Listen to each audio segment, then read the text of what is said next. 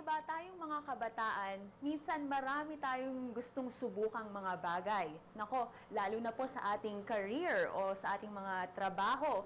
Pero alam niyo ba, mas magiging successful po kayo kung mas lalo niyong kikilalanin ang inyong sarili? Yan. Siyempre, dito po sa Voti TV, malalaman nyo yan. And here, once again, we have our very own Lloyd Luna to tell us more about your careers, your goals, and especially yung mga gusto nyong tahakin sa buhay.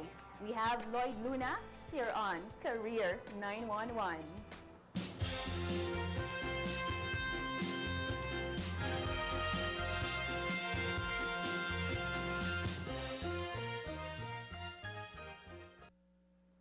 Alright, magandang hapon Pilipinas. Welcome dito sa Career 911 with me, Big Lloyd Luna, dito po sa Voti TV.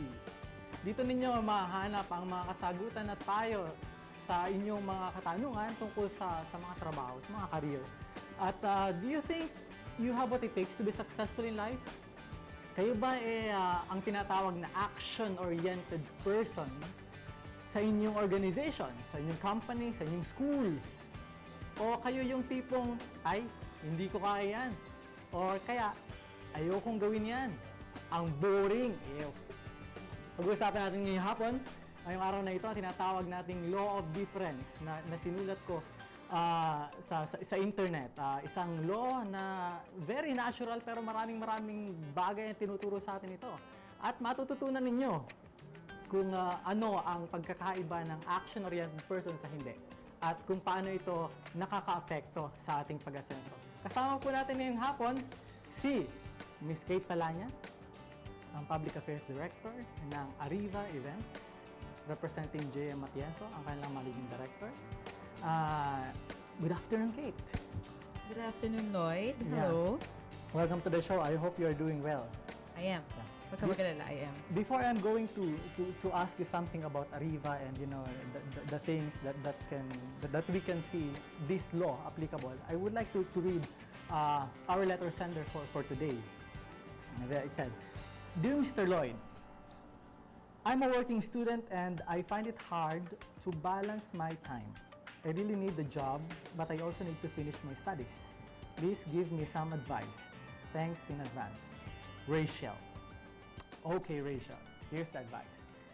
Number one, I think you need to appreciate your uniqueness. Hindi lahat ng tao binigyan ng ganyang klaseng circumstance. Hindi lahat ng tao nagagawa yung ginagawa mo, nag-aaral habang nagtatrabaho. At itong bagay na ito dapat na-appreciate natin.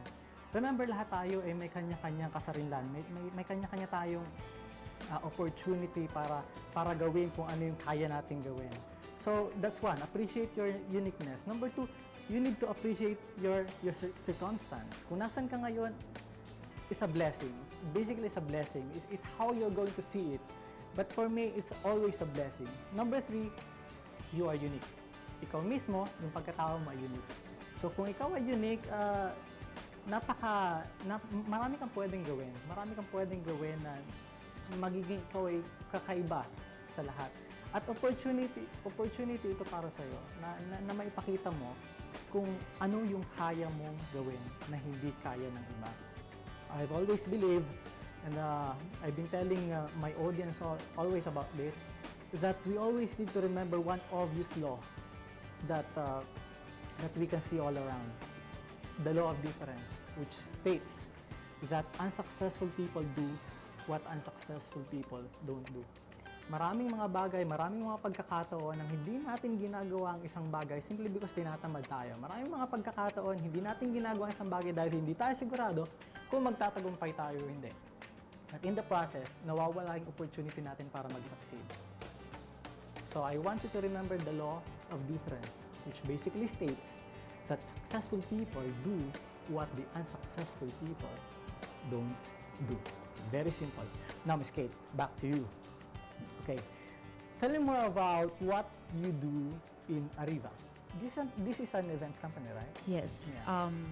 We do corporate events. So what we do is we do conferences, conventions, and seminars and workshops. So basically, that's our business. We also do marketing for other training companies. Okay, maybe what we're going to talk about now would be somewhat helpful to Rachel. And we're talking about still the law of difference. What makes you unique? What differentiates you from the rest? Na bakit yung Arriva is nag-stand out? I mean, I've been receiving emails a lot, always from you, and you guys are doing great. Okay, thank you. Thank you so much. No, it comes for a price. Okay. Usap tayo mamaya about that All right. price. Anyway, what do we do na nagkakaroon ng big difference is one thing, ang tagline actually ng Arriva is the people who do things right. To do things Right. We want to make sure that whatever we do, it's the right thing for our client. So they are always the first priority namin. So isa yun sa mga nagdi-differentiate nyo. Yes, of course. Hindi kailangan client-based ka. Kailangan what they want is what you give. Of course, hindi pwede mong i-insist on what you want for them. Yeah, right. So it's not it's doing the right thing that you think really it makes you effective in your particular field. Yes, of So course. how do you get responses from these clients? What can they say about you and what you do? I mean, about this doing the right thing. Because a lot of people I suspect basta makapag-produce sila ng isang result, it doesn't really matter kung ginagawa nila ng tama yung isang bagay. Basta we are talking about results. Yun ang ginagawa ng ibang tao eh. And you're not doing that. No, kasi if you do things na maganda nga yung kinalabasan but the process is you did something illegal o kaya you did something na hindi tama, hindi nagsistand sa principles mo, well, baliwala yung result na nakukuha mo. Baliwala yung goal na na-reach mo nga yung goal mo, but in the process, hindi ka naman talaga nag-grow as a person. Of course, we're very, very, yun yung isa sa basic core namin. Gusto namin holistic lahat. Maayos lahat, not just we're earning money. Hindi siya puro pera lang eh. This business is not about money lang. It's about making a difference sa lives ng mga tao na nakakasalamuhan namin. Right. And I would like to go back to you, Rachel. You know, Kate here, meron talaga siya gusto sabihin sa atin na ikaw mismo, yung mismong circumstance mo, na working student ka, hindi ibig sabihin niya na hindi ka mapalad. Mapalad ka kasi you can do both and you can actually have the opportunity to do it well. To do the right thing while you're still there. So, what do? You organize trainings and seminars and tell us more. Conferences and conventions. Aside from that, we also try to get sponsors. If like you're a client and you've got zero budget, pero gusto mo ng convention, a seminar. Wait, pwede yun? Zero budget? Yes. Zero, Yes. Okay. We can help you look for sponsors na magpa-fund ng project mo as long as it's for a cause or you're doing it for something greater than you. Yeah, na minsan yung mga tao hindi ginagawa, no? Gumagawa sila ng bagay na walang cost. Well, yeah, I think you're doing great. That. So, what else is in store for Arriva? What else is in store for Arriva? We still have lots of projects in our hands right now. So if you're interested, you can just check out our website. The website is? Website is www.arriva.com.ph. Okay, right. So, thank you so much, Kate. I hope to see more of you here. Thank you so much for your time. We really appreciate it. You're And welcome. I hope nakatulong tayo kay Rachel ngayong araw na to. And yeah, I just love that you're here. Thank you so much. Thank you for inviting me. Yeah, of Sa course. uulitin. Sa ulitin. Alright. Medyo mahirap at medyo masakit sa kalooban. Subalit kailangan nating magpaalam. Bago tayo magpaalam, gusto kong i-appreciate ang panonood mga televiewers natin from Babson and Sarabia Optical. Nanonood po sila madalas sa ating shows.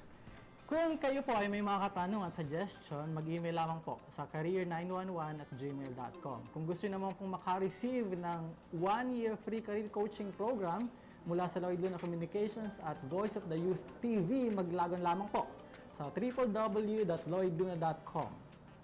Napakasarap isipin na may mga taong maaari nating lapitan sa oras ng pangangailangan at programang Tinig Ninyo ang pinakikinggan.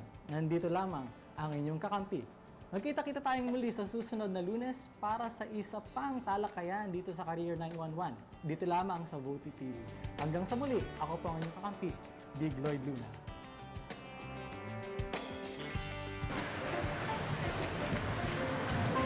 Miss, anong say you sa pagsikat ng Asian novela dito sa Pilipinas? Masasay ko lang, say me, ano siya,